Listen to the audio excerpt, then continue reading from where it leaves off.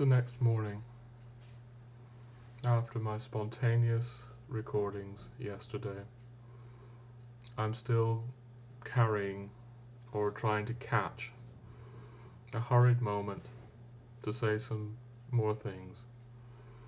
I don't know if my family and friends, known, maybe unknown, will want to listen. But this morning I woke with an inspiration to try to say some more things. Things around the same theme of horror and decadence, but also around France and what Kim and I are doing in France. France. For me, you seem to hold some kind of hope for the world. One thing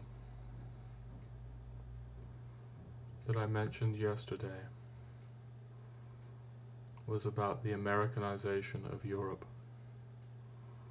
I am an American. I came to Europe nearly 30 years ago when I was 16, and I have witnessed a process that one could call the Americanization of Europe. One thing that particularly disturbed me as I watched, even though I wasn't then a Christian, is when, what was it, nearly 2 decades of Tory government in Britain. During that period, in the early 1990s, that Tory government introduced Sunday trading. That is, before that, Britain, like all the rest of Europe, had the shops shut on Sunday, according to a tradition that went back centuries. I wasn't a Christian, but it seemed to me then that something tragic had happened. This is just one example of what I mean by the Americanization of Europe. Life in Britain, it seems to me, changed when that Sabbath day, when that 1/7 of our lives in Britain became commercialized. Peace was lost. Peace was destroyed. Stillness was lost. I wasn't a Christian. I had no attachment to the Christian tradition. But it seemed to me something was going terribly wrong when that happened. And now, 30 years after Thatcher began to transform Britain along what we could call American directions, now France begins to follow. France, you France, which for so many years seems to me you have had some kind of resistance to this process I call Americanization. I regret calling it Americanization because, to be more precise, it seems to me that in every epoch,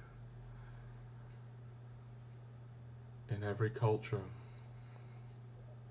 forces of evil can express themselves in different ways. In the Middle Ages we had the Inquisition. After the Reformation we had Catholics prepared to eradicate Protestant heretics, Protestants prepared to eradicate papists. Evil could function through forms of religious hatred that seem inconceivable to us today. But to the people of that era, they probably just seemed normal. And now it seems to me that we are allowing evil to wreak havoc in our lives in a way that just seems normal to us. We think we've progressed, and maybe we have in some ways. But for me, it seems a terrible mistake to underestimate the presence of a fallen evil in this world that will try to express itself in countless different ways.